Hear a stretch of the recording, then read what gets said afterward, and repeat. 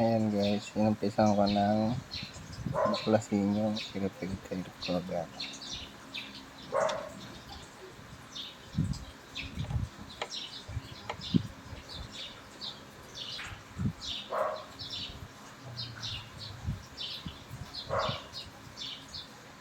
Dito pala nagpalit na ako ng air filter. So hindi na yan yung original na air filter. Bali pangalawang palit na yan.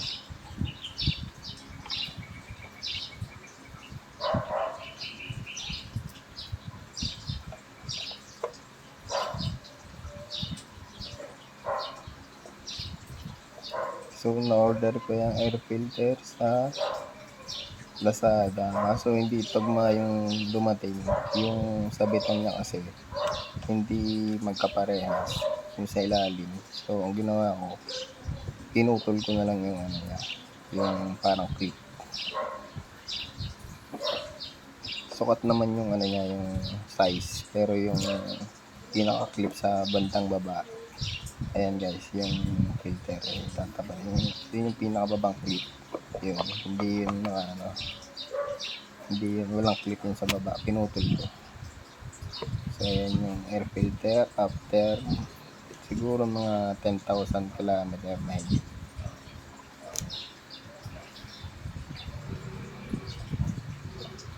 Pinanasa ko muna kasi may nakita akong parang mga langis-langis, ewan ko, parang sobra yata sa langis yung nalagay ko.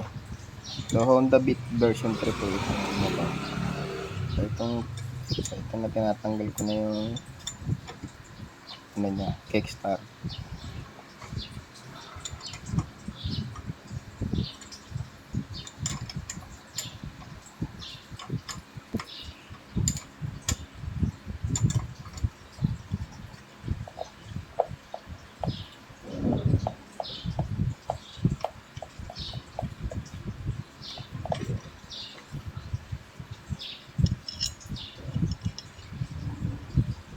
Natanggal ko na.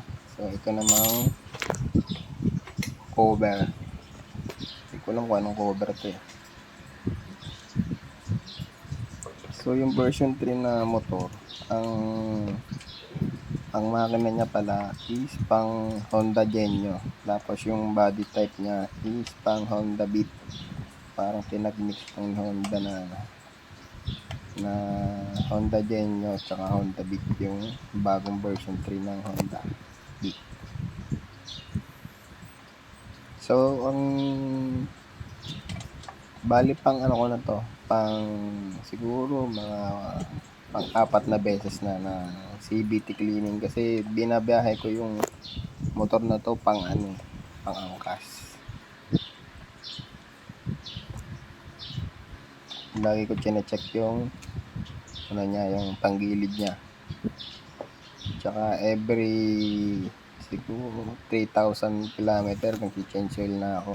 Ang gamit kong langis pala yung yung long ride ng Shell. Fully synthetic yun. Maganda siya gamitin.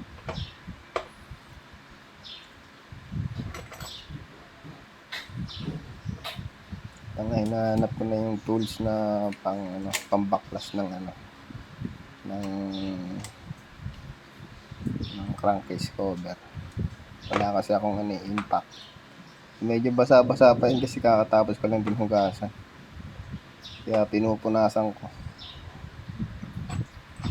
Nahanap ko yung 8. Hindi ko makita eh.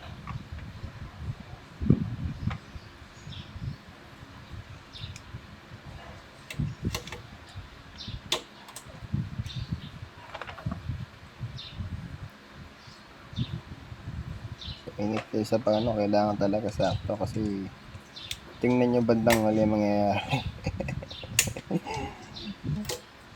Yun, gumana yun. Bilang class ko na. Niluwagan ko lang. Yun, niluluwagan ko lang. Para mamaya isa-isahin ko ng tanggalin lahat. Niluluwagan ko lang muna.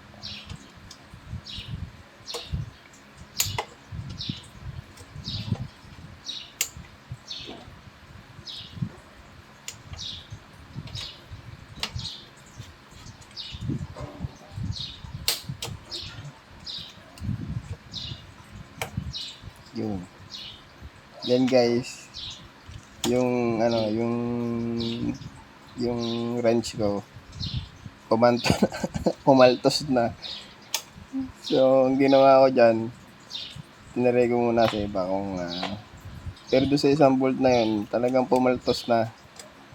Tapos may extra pa akong isa niyan eh, 8 na mm na tool. Pero pumaltos din talaga eh, mga paltos eh. So wala na akong choice. Yan. Yan, pumaltos na yan dyan. Hindi ko na mabakalas yung isang yun. Kaya sabi ko, yari. Yan. Ang ginawa ko, hindi ko na tinuloy yan. Hindi ko na tinuloy. O, ibabalik ko na yung lahat. Sorry guys, next video, i-upload ko yung ano. Hanap muna ako ng magandang tools. Kasi pumaltos na talaga eh. Tinatry kong makalasin eh. Ayaw talaga eh. Pumapaltos yung tornilyo. Baka kasi bumilog yung ano, yung thread, yung ano niya, yung ulo ng thread ng tornilyo. Baka mahirapan pa ako lalo. So, gagawin ko dyan. Babaklasin ko na lang next time. So, doon ko na lang ipapakita yung log ng panggilid after niyang magamit ng siguro around 10,000 km. So, yung odo ng motor ko almost 7 months na yung motor ko. Nasa ano na, 23,000 km. So, wala pa akong pinapalitan maliban sa bola. Bola pa lang pinapalitan ko dyan. Pero yung mga belt, tsaka yung mga spring, hindi pa. Wala pa akong pinapalitan. Kasi nilinis ko na lang kasi medyo madumi din talaga. Hindi ko na tinuloy yan. On the Beat version 3. Next vlog na, next video na lang. Salamat.